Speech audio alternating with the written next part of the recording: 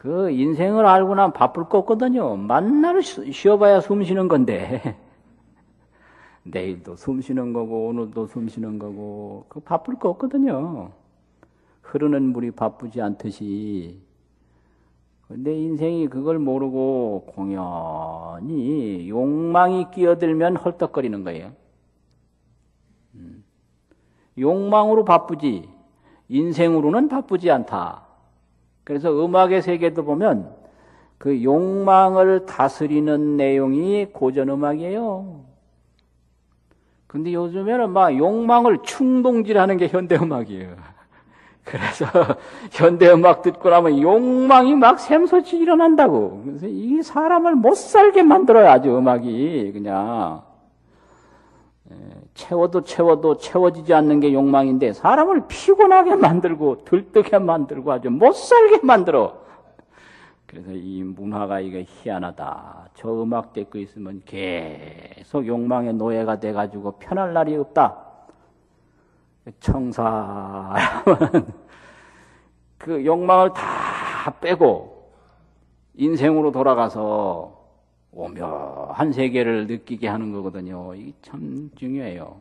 그래서 이제 이렇게 하는 거예요. 그래서 그 부처님이 깨닫고 보니까 불신이 충만어 벗게라. 이게 법성신이에요.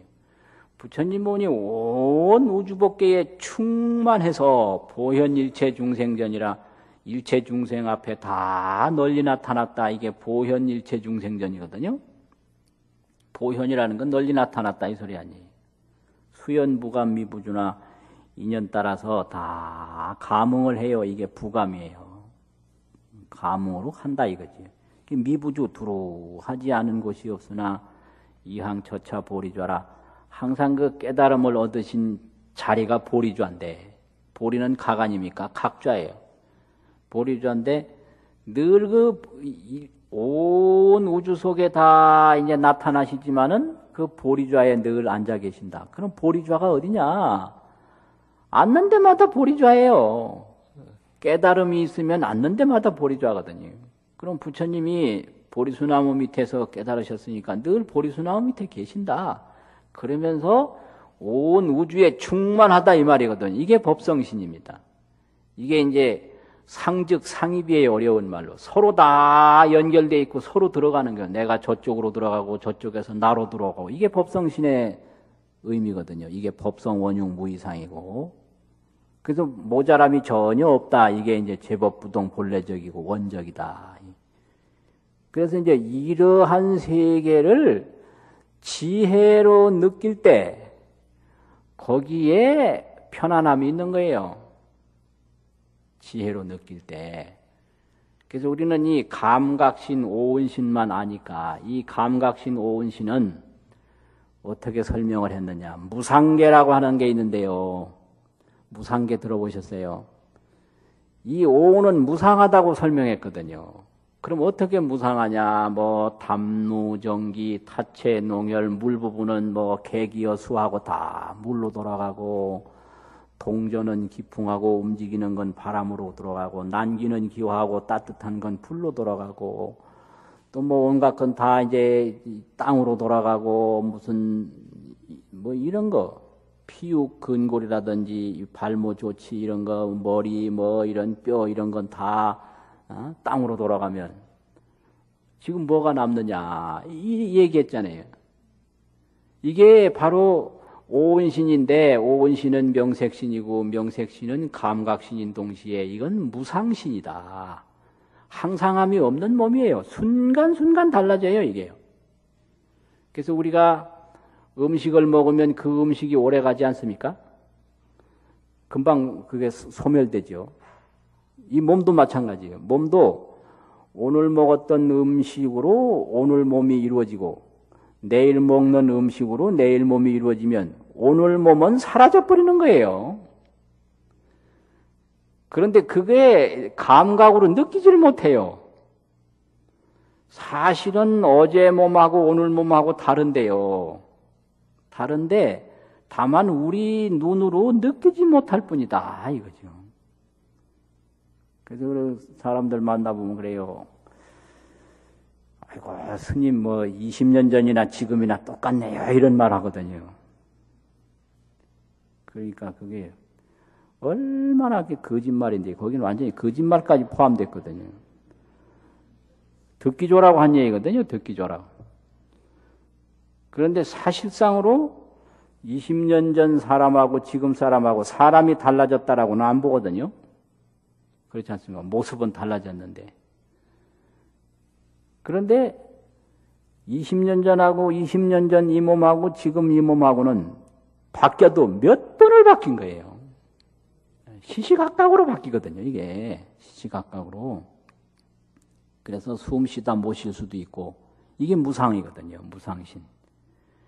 근데 이 자아를, 나를, 요것만이 나다라고 보면, 이게 점점 변해가고, 늙어가고, 죽어가니까, 불안해서 못 견디는 거예요, 불안해서.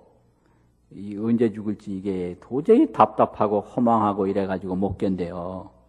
그래서, 이 감각신에서 지각신으로 자기 세계를 점점 넓혀가야 돼요. 자기 세계를. 그게 법성신입니다. 그래서 이 법성신을 깨달으면 일미진중의 함시방이요. 이게 말이야. 하나의 티끌 속에서 온갖 것을 다 느낄 수 있고, 또 이 몸이 그냥 요 몸으로만 이루어진 게 아니라 저 햇빛에서도 온 것이고 물에서도 왔고 공기에서도 왔고, 그러면 이 몸이 흩어지면 다시 또 법성신으로 돌아가는 거예요. 법성신으로. 그러니까 이게 모여져도 법성신이요, 흩어져도 법성신이니까 손해볼 거 하나도 없는 거예요. 알고 보면. 그게 지각신이거든요. 그래서 이 몸이 모였다고 해서 이익 본 거 없고요. 법성신으로 볼 때. 이 몸이 흩어진다고 해서 손해볼 거 없는 거예요. 그게 법성신이에요.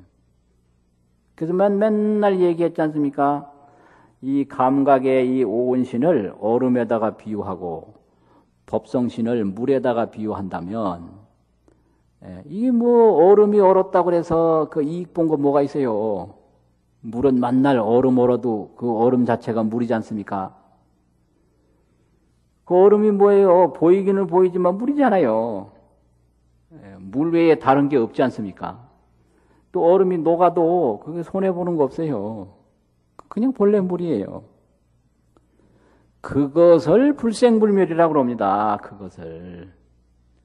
얼음이 생겨도 생긴 게 아니고 얼음이 녹아도 없어진 게 아니다. 이게 법성신이에요. 그러니까 원화 조동 법성시.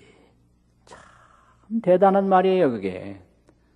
그럼 내가 이 법성신으로 돌아가야 된다. 그게 신심이고 그게 서원이거든요.